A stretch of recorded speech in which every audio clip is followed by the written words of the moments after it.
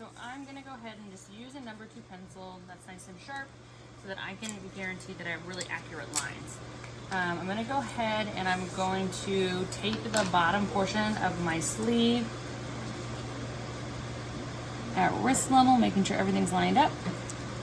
And again, I'm using that double stick tape so that I know that I can remove it if I have to. And you guys are going to want to make sure that you cut everything out, including this little dart area here. So I'm just going to show you guys that real quickly. You want to make sure that you are cutting out these kind of triangular shapes, because these are called darts. And you absolutely need to make room for these darts on all of your patterns. Not all of them will have them, but if you see a triangle shape, you have to make sure that you remove that bit of paper. So keep cutting, do as I say and not as I do, but you definitely want to trim away and trim away. And you could do, this is one method where you carefully, and maybe with the help of a ruler, come along here and you carefully trace. So, do it up here so you guys can see. Carefully tracing what you just cut out. Okay. Be careful. Cut there, so I'm going to show you to keep that nice and flat. Maybe tape that back up so it doesn't move around. Now I'm going to do my curve.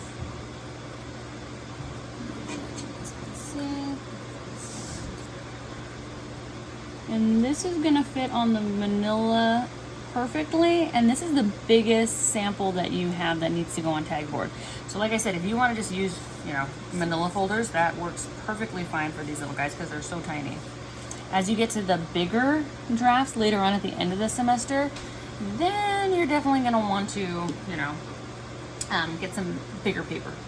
Okay, so what I'm going to do for now is I'm going to, I've done the right side of my draft, I've done the top of the sleeve, and then do you guys see these little symbols here? These were identified in the PowerPoint. These are called notches, and these are super important. So these are just like the notches that you would find on a commercial pattern. On a commercial pattern, typically, instead of looking like kind of a capital I shape, so I'm just kind of mirroring this curve of the sleeve here. Instead of looking like a capital T, they typically look like a V or a triangle shape on a commercial pattern. These absolutely need to be identified. So what I like to do when I'm making my tag board miniature slopers, I like to just kind of mark where those notches are. So I've got a notch there, I've got a notch there, and I'm looking around the rest of the sleeve, and if I look at it, there's really no more notches anywhere else. So, what you want to do is, again, you're going to want to trace out the entire thing. That way you can get ready to cut this out. Once you've traced the sleeve, there are some points on it that you definitely want to mark. So I'm going to pull out my sleeve that I've already identified with all of its necessary markings so that you guys can see that this is what it should look like. You should have, just like on the printout, you should have this line that runs across the sleeve. This line right here is a horizontal balance line, or an HBL. This is also the bicep line on this sleeve. So around here, this would be wrapping underneath your armpit, and this would be the widest part of your arm. So this bicep line, or this HBL, horizontal balance line, is very important. You want to make sure that you draw that, you indicate that. And again, you can do that easily by just tracing that corner and that corner, and then using your ruler to create that line. Another line that you want to make sure that you identify is you want to make sure that you're marking the center line of the sleeve, and that's going to go the opposite direction. So that's going to be down the center. It's going to be the vertical line. So another way to do that is to just kind of mark the top, mark the very bottom, and then use your ruler to connect those two lines.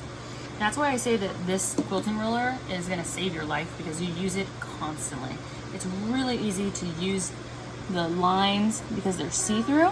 So you can use one of the thin lines, line it up with your HBL, your bicep line, and then draw a really nice straight center line down the middle of the sleeve. That's important because we want to make sure that we balance the front of the sleeve and the back of the sleeve.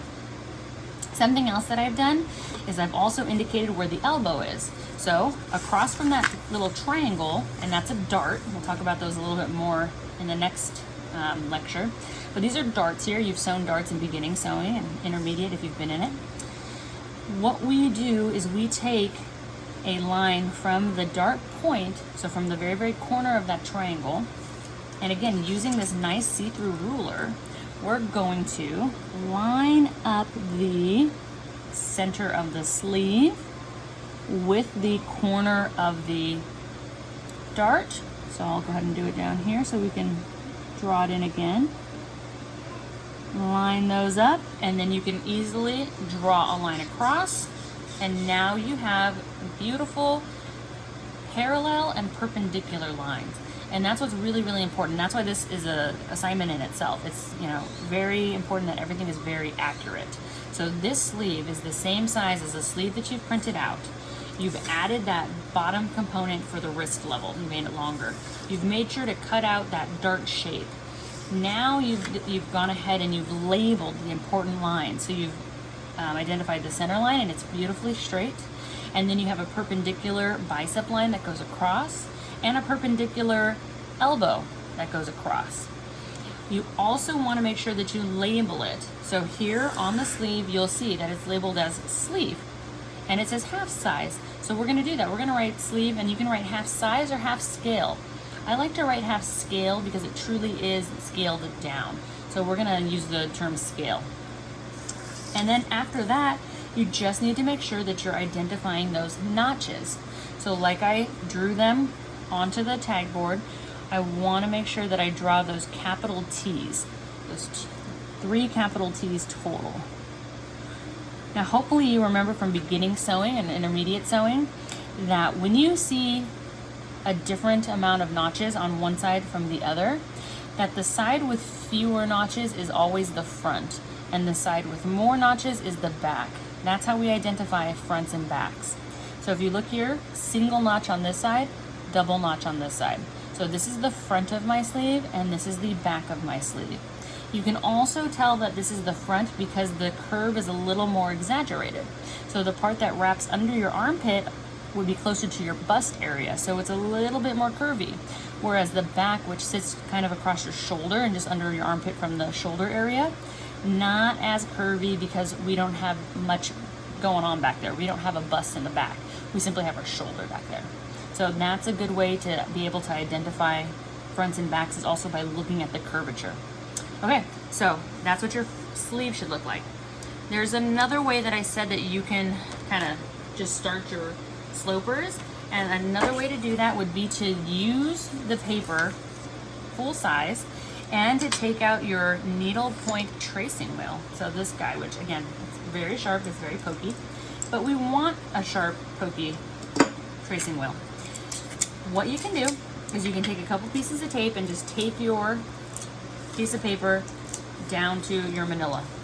And what you can do, you can use your ruler again to kind of help you out, but you're going to use your tracing wheel to go ahead and roll across the lines, putting a fair amount of force on the paper. And that one went off just a hair, so I'm going to go ahead and just kind of re-straighten that line a little bit.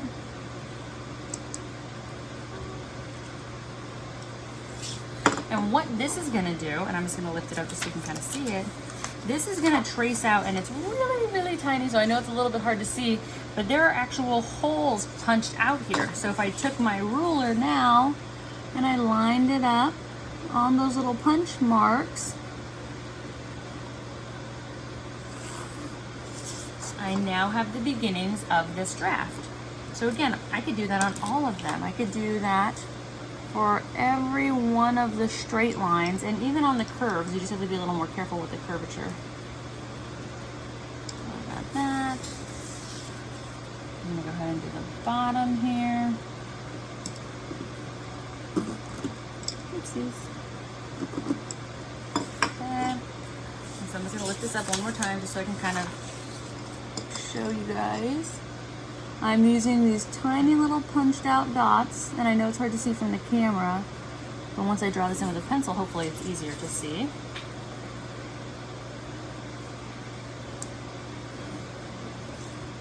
So you're still essentially tracing, but you're just doing it in a different way. So it's really, you choose what's easier for you.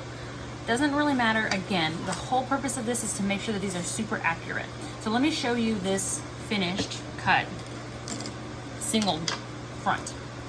So again, this bodice front has all of the necessary markings. So I've cut it out, everything is accurate, everything's the right size, everything's curved and cut correctly. I've identified that it's a bodice front, so upper part of your body, bodice front, and then I have a half scale because that's what size it is. We'll talk about labeling in the next lecture. Labeling is very important, so I know that this size is half scale. I have a notch, so remember, you're gonna look for those capital T's. That's a notch. I need to identify that notch. And for this one, I've actually gone ahead and I've used my notcher. So if you guys want and have your notcher available, you can actually take your notcher now and you can use it to go ahead into where your notch should be and go ahead and remove that bit of tag board. Okay, so if you wanted to do that on your sleeve, if you have it available, you can go ahead, go to your notches that you've drawn in, and you can go ahead and notch out that bit of cardboard. Okay, same thing on the double notch on the back side of it. I'm going to go ahead and I'm going to take my notcher and I'm going to make sure I'm right on the capital T, right on that capital T, and I'm going to notch out both of those. So now I have, and hopefully your notcher's a little sharper than mine. Mine's a little dull. And I'm going to, let's use my scissors to snip that. Okay, so now I have notches where they belong. If you don't have your notcher, you can go ahead and do the capital T for now. But once you get your notcher in the mail, please go ahead and actually notch those physically. Okay, another thing that you'll see is there's a dot on this one. You're gonna find that there's a dot on a couple of them. It's gonna be on the ones with the fronts. You're gonna find that they're gonna have dots. What are those dots? Now, hopefully you read through the chapters and the PowerPoints. That dot is what we call an apex. Notice that the dot is not on the back pieces, it's not on the skirt pieces, it's only on the front piece. Okay, so again, if you read through the PowerPoints, you know that this apex is also called a bust point. Now, the bust is a very curvy area for women. And again, these are for women, these are women's slopers. And so it's important that you understand that that little dot there is really important to draw. That apex or bust point needs to be identified because what we do is we put darts around it. And again, if you remember from beginning sewing, darts are a way to shape fabric. Darts are a way to give curvature to something. And darts are very common around the bust area. So you have to identify that dot. So from that printout, you can take either your awl, if you have it, if you've received it in the mail. If you don't have an awl, you can take a pin, one of your pins from your sewing kit. You can take a push pin. Push pins help a lot. Push pins are really easy. And you're physically actually going to poke through the manila or the tag board so that you create that hole. So now if I lift this up, you'll see that I've actually punctured a hole. So I'm going to go ahead and go back to my pre-cut one.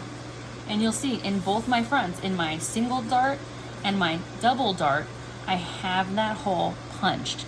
That's that apex, that bust point. That essentially is where you can imagine that that's where the bust sits. And again, that's going to be the most curved area of the form. Now, shapes are different. I get that. Women are shaped differently. But right now, we're focusing on this exact sloper size. And again, if you read through the PowerPoint, this is a half scale of a size 8. And if you look through the text, it's for a very proportionate woman's body. So it is going to look a little bit different if maybe you make your own sloper and you're curvy in different areas. But right now we're basing this off of a very proportionate size 8. Okay, so that's why, again, like I say, the bust is going to be the curviest part of this figure. Again, we're basing it off of a very specific fit.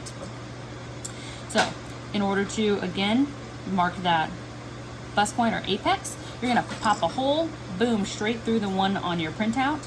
And I like to even take my pencil and kind of just darken it a little bit, just so I know it's right there. Okay, I'm not gonna lose it, I'm not gonna miss it. We need that every time we trace these. Again, for my bodice fronts, I labeled them as bodice front, half scale, half scale. And that's it, those ones are done. So I have 2 fronts because we're gonna utilize a double dart and a single. I have my sleeve that I already completed, okay, and I have that labeled also. Then you're gonna do the same thing to your skirts. So you're gonna have a skirt front and a skirt back. You've cut out the darts on both, and you've also labeled this horizontal balance line. So again, this is the HBL, horizontal balance line. Again, that came from your PowerPoint, so hopefully you read through that. This is also the hip line. So if you look at the side of these skirts, you see that, ooh, it's the widest, in this area. So this is where we're saying that now your hip begins. So around this horizontal balance line, give or take a little bit, this is where you're gonna be the widest. And so this is why you wanna make sure that you identify this, because we're gonna use this, we're gonna use the measurement from the skirt hem to this line and from the waistline to this point as well. So HBL, horizontal balance line. We've got one here and we have one on the sleeve. Please make sure to mark those. Now the last sloper from that set is gonna be the bodice back. Now the bodice back has a few things that we've already talked about. You've traced it completely. It has a few different types of darts. There's no point on this bodice though because it's a back. So there's no apex, there's no bust. That happens in the front of the body, not the back of the body. So there will be no dots on this one, no punch holes, or no hole made with your awl. It does have darts. Not darts. It has darts here, but it also has notches. And so you'll see that capital T shape. And again, if you have your notcher, please feel free to go ahead and use your notcher, if you have it, to go ahead and line it up and notch those points. Okay, so now I've got those notched. And you can see that there's some labeling here. This also has an HBL, or a horizontal balance line, but this one sits across the shoulder. Now this one comes directly from the printout, so again, I'm gonna bring the book out now. You can see that the bodice back has a horizontal balance line. It's labeled there for you, so you wanna recreate that. And that's why on my sloper, I have recreated that horizontal balance line and I've labeled it. Now this is gonna go across the shoulder area. So this is gonna be one of the widest parts of that part of the body. Yes, it sucks in for the arm and then it gets a little bit wider here at the waist, but for this back or shoulder area, it's gonna be the widest point of that curve. So you wanna make sure that you're labeling that HBL, or horizontal balance line. I've labeled it as a bodice back and half scale because I wanna know the size. Okay, so again, you're gonna have a 6-piece set. You're gonna have 2 skirts, a front and a back. You're gonna have 3 bodices. So you're gonna have 2 fronts and a back bodice. And then you're gonna have a sleeve. Okay, so you're gonna have a 6-piece set, not a 5 because we have an extra front. Once you have these, you are ready to start the first actual drafting assignment. So once you have these ready to go, I'm gonna have you submit images of the front of each tag board piece, kind of like so. Just take a simple picture of each of them on the tag board or manila paper, whatever you're using. And then we're gonna start working with the single dart front to move on to our first drafting assignment. So we're not drafting anything yet. As of now, we've just prepared our slopers. We need those slopers the rest of the semester to start drafting.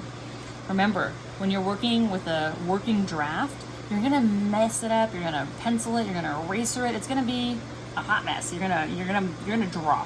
And the reason why we're only making our slopers on this tag board is because when we start to draft, it's gonna get messy. We don't wanna waste a bunch of manila or tag board. So at this point, if you don't have pattern paper, if you don't have a roll of tracing paper, go ahead and just use printer paper, or this is just a lightweight drawing paper. This is a sketch pad paper.